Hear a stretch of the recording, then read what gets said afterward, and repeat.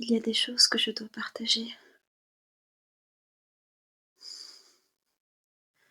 Parce que ça ne concerne pas que moi. Je suis partie voyager parce que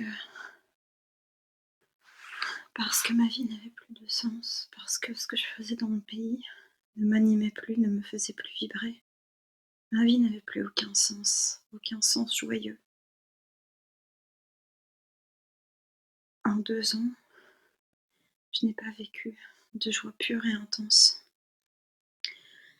Et là, en voyageant, je comprends plein de choses, ou plutôt je réalise plein de choses.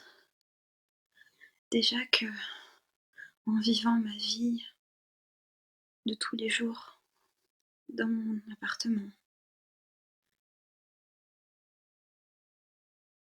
étudiante, vivant là, dans la ville, à faire mes courses chaque semaine, à avoir une rentrée d'argent chaque mois, eh bien, j'étais déconnectée de la réalité de la vie, déconnectée du temps, de la réalité du temps, déjà. Parce qu'en allant faire mes courses dans des supermarchés, j'étais déconnectée de ce que c'est que les saisons, le fait qu'on ne peut pas avoir dans la vie tous les fruits, tous les légumes à n'importe quelle saison de l'année. Et partir voyager dans des fermes, dans des sites de permaculture, auprès de gens connectés plus près de la terre que je ne l'étais, m'a permis de réaliser que dans la vie, tout prend du temps.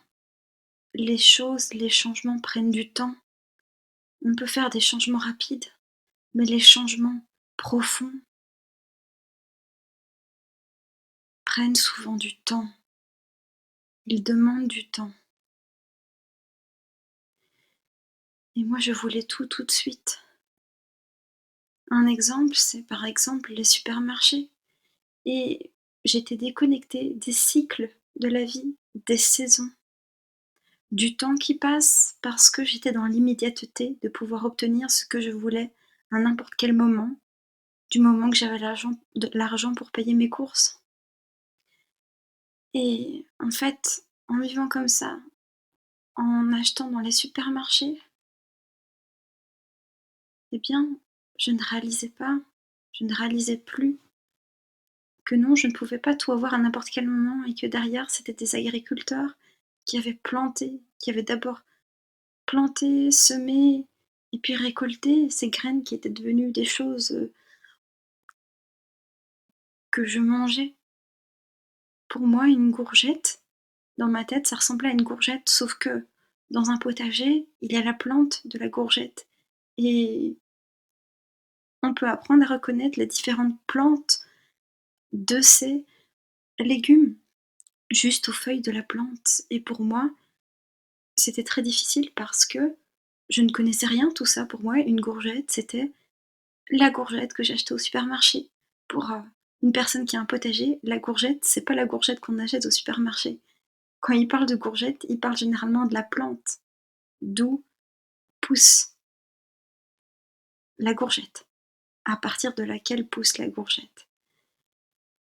Et j'étais déconnectée des cycles de la vie, des saisons, du fait qu'il faut du temps pour les choses, du fait de s'accommoder des choses telles qu'elles sont et non pas telles qu'on voudrait qu'elles soient.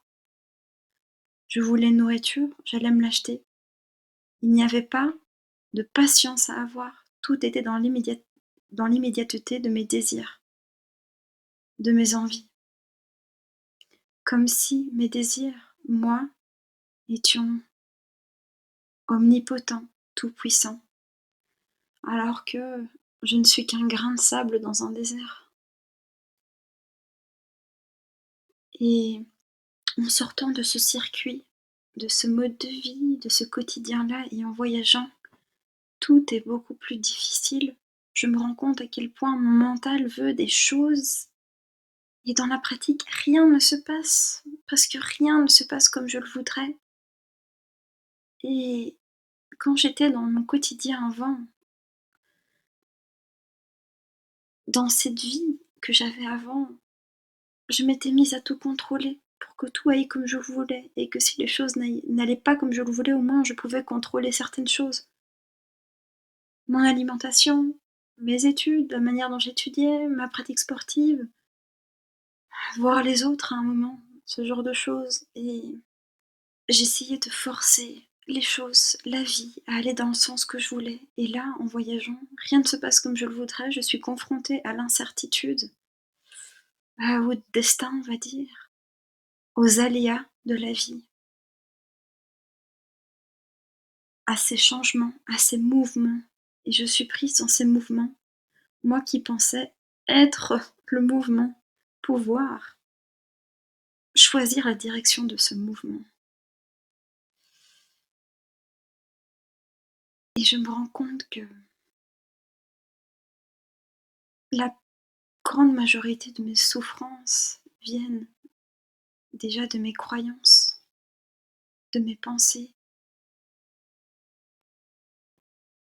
de mon mental en fait, et de ma difficulté à lâcher prise.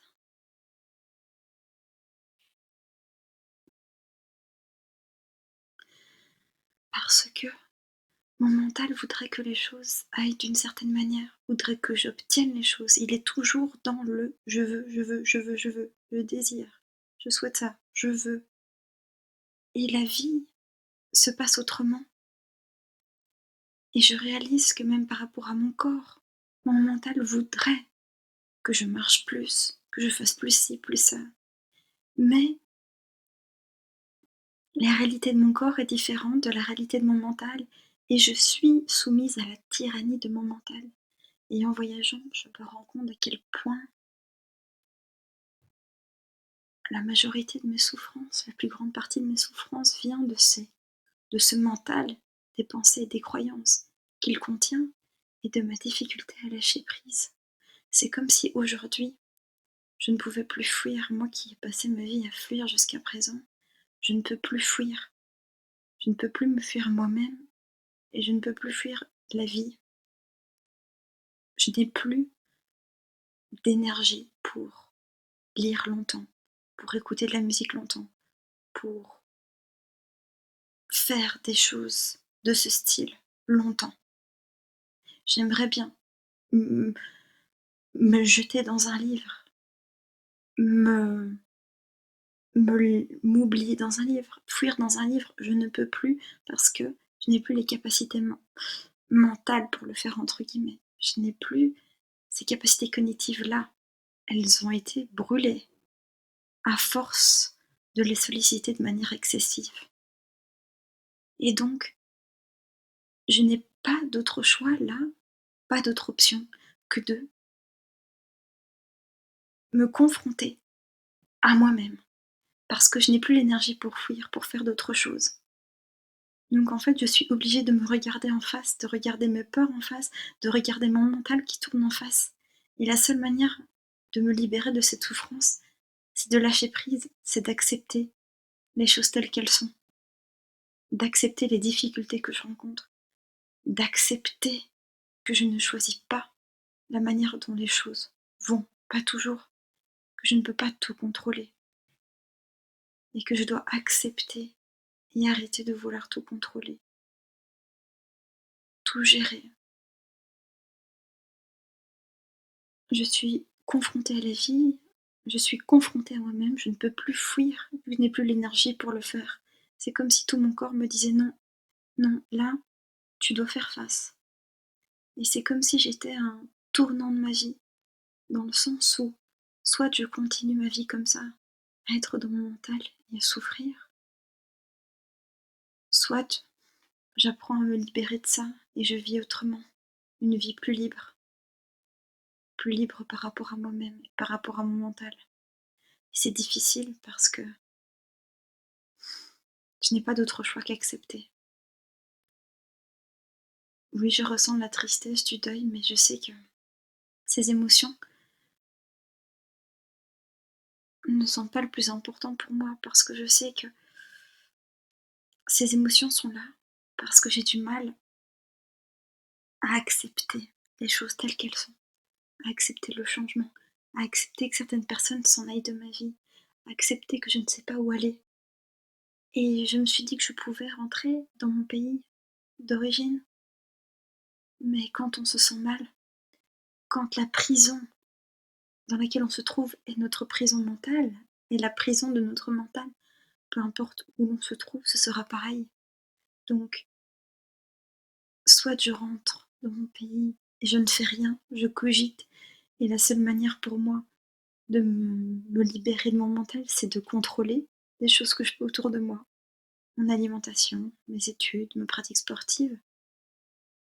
Soit je continue à voyager et j'accepte les apprentissages que la vie met devant moi. C'est comme si la vie était face à moi et qui me disait: «Tu n'as plus le choix, il faut que tu lâches, il faut que tu apprennes à lâcher ce à quoi tu t'accroches. Ne t'accroche pas comme ça, lâche, lâche prise. Soit je continue à m'accrocher et je serai malheureuse toute ma vie et je ne vivrai qu'un semi-bonheur, un bonheur artificiel. Soit j'apprends à lâcher prise, j'arrête de vouloir tout contrôler». Et c'est un moment très inconfortable. Je pourrais me trouver des excuses. Oui, mais ça va pas pour le moment. Oui, mais si, ça. Oui, mais je suis en dépression. Oui, mais ce genre de choses. Mais ce ne sont que des mots. Et même si c'est des réalités, c'est pas pour autant que savoir ces choses-là va m'aider à lâcher prise. Je n'ai plus le choix et j'ai cette lucidité à un certain niveau de voir, d'aller au-delà de moi-même pour me rendre compte que ça me dépasse tout ça et que c'est soit je lâche, soit je continue à vouloir aller contre les choses qui sont, contre la vie. Et là, dans la vie quotidienne, dans la vie que j'avais avant, j'étais confrontée aux mêmes choses de la vie, mais de manière beaucoup moins intense parce que j'étais dans une bulle déconnectée de ce qu'était la vie.